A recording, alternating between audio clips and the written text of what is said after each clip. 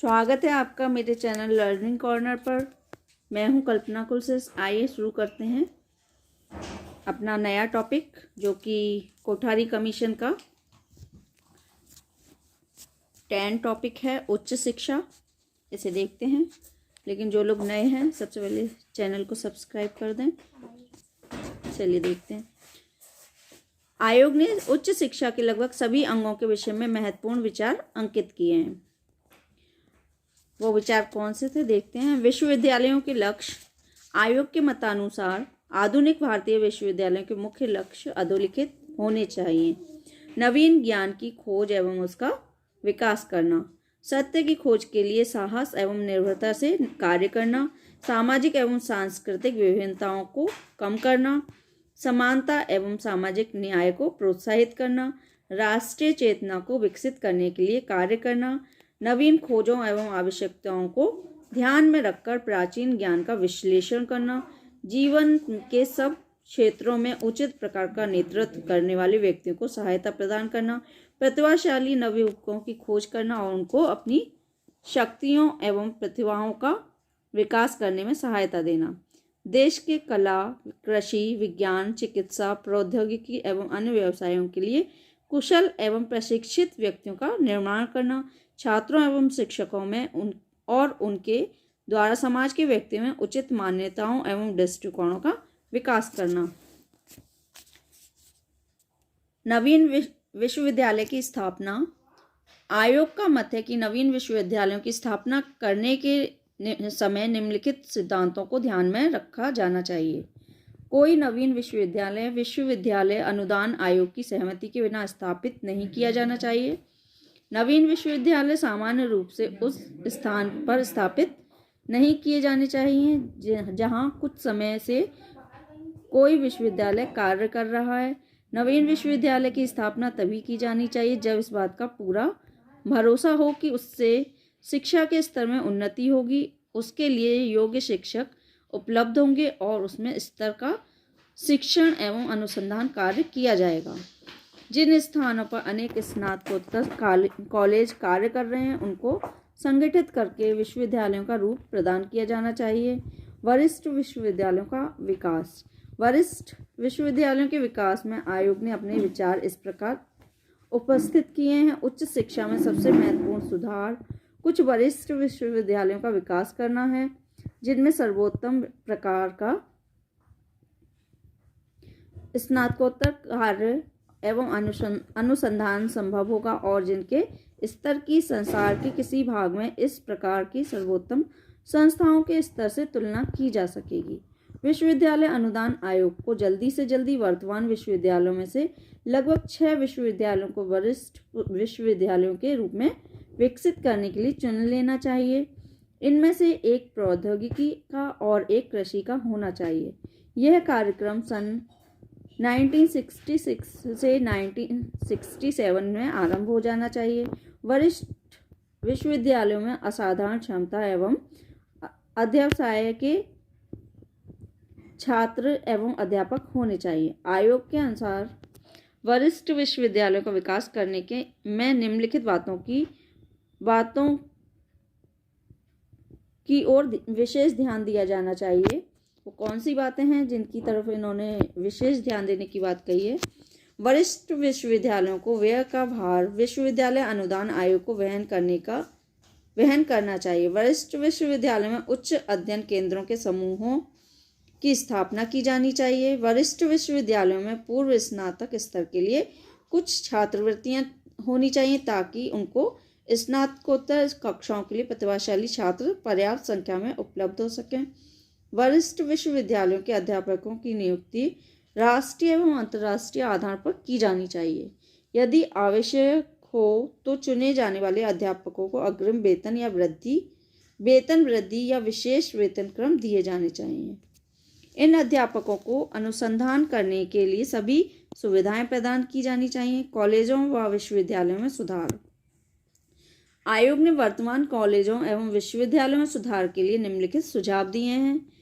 कौन से सुझाव दिए हैं वो देखेंगे अब हम। विश्वविद्यालयों से संबद्ध कॉलेजों का उनके कार्य के आधार पर वर्गीकरण किया जाना चाहिए। यदि किसी विश्वविद्यालय से संबद्ध कोई असाधारण कॉलेज है तो उसे स्वायत्त कॉलेज बना देना चाहिए। वरिष्ठ विश्वविद्यालयों को दूसरे विश्वविद्यालयों एवं उनसे संबद्ध कॉलेजों के सुयोग्य अध्यापक प्रदान करने चाहिए। विश्वविद्यालय एवं उनसे संबद्ध कॉलेजों को पहली बार नियुक्त किए जाने वाले अपने अध्यापकों को कुछ समय के लिए वरिष्ठ विश्वविद्यालयों में भेजना चाहिए ताकि वे वहां अपने विषयों से संबंधित नवीनतम तथ्यों एवं विचारों का ज्ञान प्राप्त कर लें। विश्वविद्यालयों एवं उनसे संबद्ध कॉलेजों को समय समय पर विभिन्न विषयों के सुप्रसिद्ध विद्वानों एवं वैज्ञानिकों को आमंत्रित करके सेमिनारों एवं अध्ययन कार्यों का आयोजन करना चाहिए। विश्वविद्यालय अनुदान आयोग को विश्वविद्यालयों में उच्च अध्ययन केंद्रों की स्थापना करने के लिए उदारतापूर्वक आर्थिक सहायता देनी चाहिए। विश्वविद्यालय अनुदान आयोग को विश्वविद्यालयों में उच्च अध्ययन केंद्रों की स्थापना करने के लिए उदारतापूर्वक आर्थिक सहायता देनी चाहिए। शिक्षण में सुधार आयोग ने विश्वविद्यालयों एवं उनसे संबद्ध कॉलेजों में शिक्षण में सुधार करने के विचार से अधोलिखित सुझाव दिए हैं। कॉलेजों एवं विश्वविद्यालयों में उत्तम पुस्तकालयों की व्यवस्था की जानी चाहिए। छात्रों में प्रचलित निष्क्रिय रटने की प्रवृत्ति को निरुत्साहित किया जाना चाहिए और उनसे मौलिक चिंतन को प्रोत्साहित किया जाना चाहिए। व्याख्यान के बाद उसकी सामग्री को याद करने के लिए छात्रों को 45 मिनट का समय दिया जाना चाहिए। औपचारिक कार्य कक्षा कार्य और प्रयोगशाला कार्य के घंटों में कमी की जानी चाहिए। छात्रों द्वारा इस प्रकार बचने वाले समय का प्रयोग एक निर्देशक के मार्गदर्शन में स्वाध्याय, लेखन कार्य, समस्या समाधान, अनुसंधान कार्य आदि के लिए किया जाना चाहिए। नए अध्यापकों की नियुक्तियां गर्मी की छुट्टियों में कर दी जानी चाहिए ताकि नियुक्त किया जाने वाला प्रत्येक अध्यापक सत्र के आरंभ से ही शिक्षण कार्य करने लगे। सत्र के मध्य में किसी अध्यापक को एक संस्था को छोड़कर दूसरी संस्था में जाने की आज्ञा नहीं दी जानी चाहिए। किसी भी शिक्षक को एक सत्र में 7 दिन से अधिक का अवकाश नहीं दिया जाना चाहिए। शिक्षण विधियों में सुधार करने के लिए विश्वविद्यालय अनुदान आयोग द्वारा एक विशेष समिति की नियुक्ति की जानी चाहिए। मूल्यांकन में सुधार आयोग ने मूल्यांकन में सुधार करने के लिए निम्नलिखित विचार व्यक्त किए हैं। विश्वविद्यालय अनुदान आयोग को विश्वविद्यालयों की सहायता से केंद्रीय परीक्षा सुधार यूनिट का निर्माण किया जाना चाहिए। शिक्षण विश्वविद्यालय में बाह्य परीक्षणों की प्रणाली को समाप्त करके स्वयं अध्यापकों द्वारा आंतरिक एवं तथा क्रमिक मूल्यांकन की प्रणाली का प्रचलन किया जाना चाहिए। संबद्धीकरण विश्वविद्यालय में बाह्य परीक्षाओं के साथ साथ आंतरिक जांचों का भी प्रयोग किया जाना चाहिए।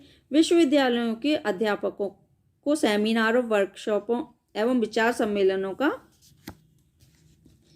आयोजन करके मूल्यांकन की नवीन एवं उन्नत विधियों की जानकारी प्रदान की जानी चाहिए। परीक्षकों को उत्तर पुस्तिकाओं की जांच करने के लिए किसी प्रकार का पारिश्रमिक नहीं दिया जाना चाहिए। एक परीक्षक को एक वर्ष में 500 से अधिक उत्तर पुस्तिकाएं जांचने के लिए नहीं दी जानी चाहिए।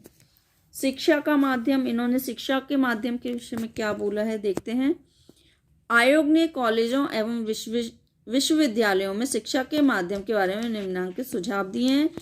पूर्व स्नातक स्तर पर शिक्षा का माध्यम यथासंभव क्षेत्रीय भाषाएं और स्नातकोत्तर स्तर पर शिक्षा का माध्यम अंग्रेजी होना चाहिए।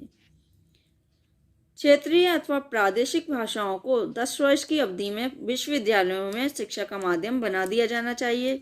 उच्च शिक्षा की संस्थाओं में कार्य करने वाले सब शिक्षकों को यथासंभव 2 भाषाओं का ज्ञान होना चाहिए।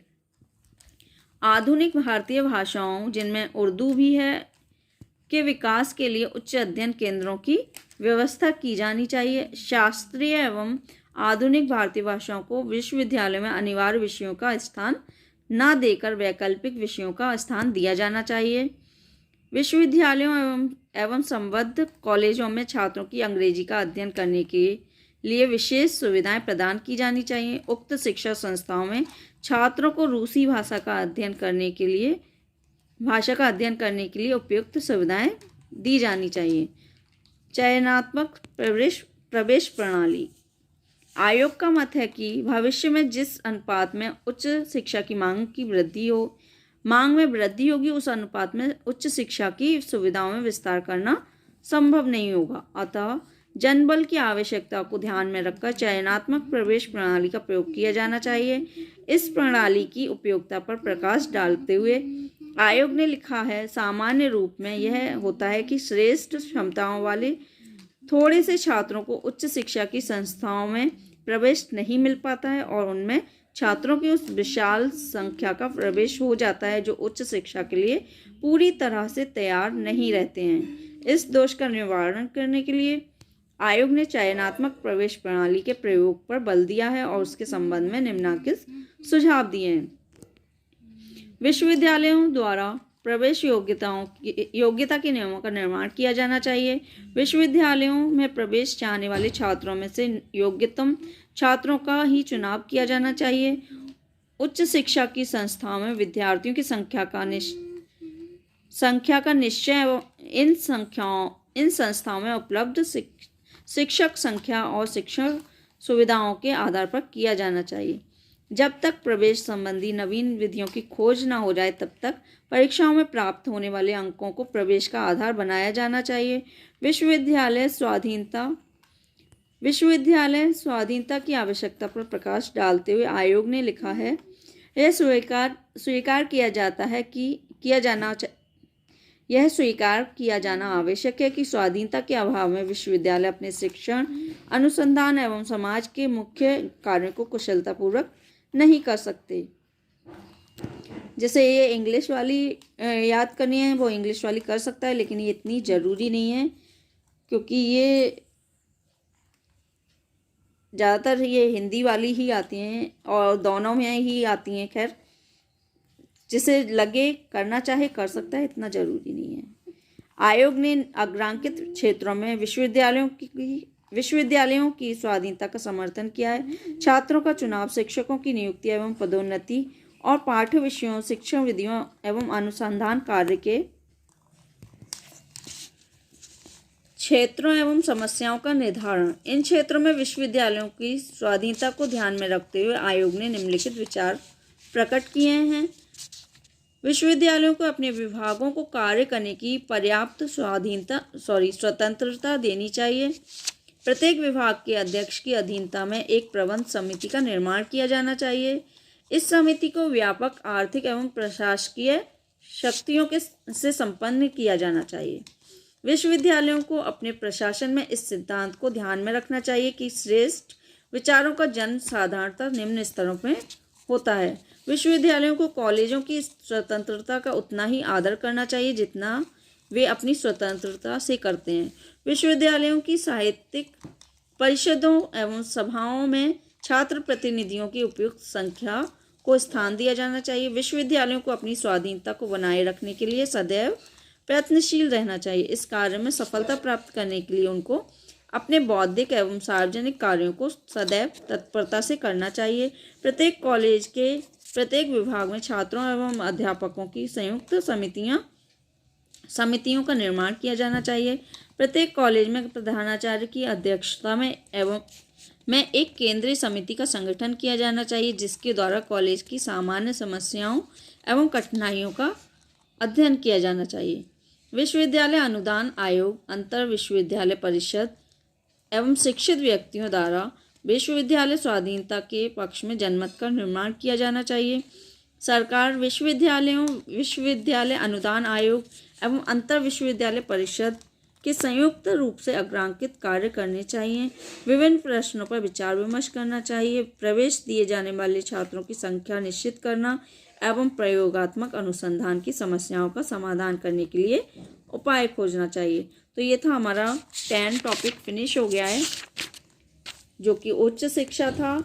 कोठारी कमीशन के अनुसार उच्च शिक्षा में सुझाव और सिफारिश, तो ये आपका पूरा फिनिश हो गया है। इसे आप लोग देख लीजिए, कोई दिक्कत हो आप लोग पूछ लीजिए। आप लोग पूछते भी नहीं हैं, ना बताते हैं। बहुत से लोग बताते हैं खैर कि, लेकिन कोई दिक्कत हो तो आप लोग पूछ लीजिएगा। वीडियो ज़्यादा लंबा होने की वजह से मैं एक्सप्लेन ढंग से नहीं कर रही हूँ, क्योंकि बहुत लंबा फिर वीडियो हो जाता है और फिर अपलोड होने में दिक्कत आती है। लेकिन अगर किसी को प्रॉब्लम है तो कोई पूछ सकता है, तो मैं अलग से उसे एक्सप्लेन कर दूँगी, कोई दिक्कत नहीं है। ये हमारा कोठारी कमीशन का 10 टॉपिक आज फिनिश हो गया है, और इसमें मेरे ख्याल में 15 टॉपिक हैं शायद, तो वो हम देखेंगे, धीरे धीरे ही देख पाएंगे, एक साथ इतना नहीं देख पाएंगे।